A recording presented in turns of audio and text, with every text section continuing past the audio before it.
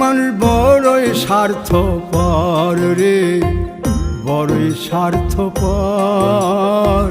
বুকের মাঝে জায়গা দিলে যতন কইরা ভাঙ্গে রে অন্তর। মানুষ বড়ই স্বার্থপর রে, বড়ই স্বার্থপর।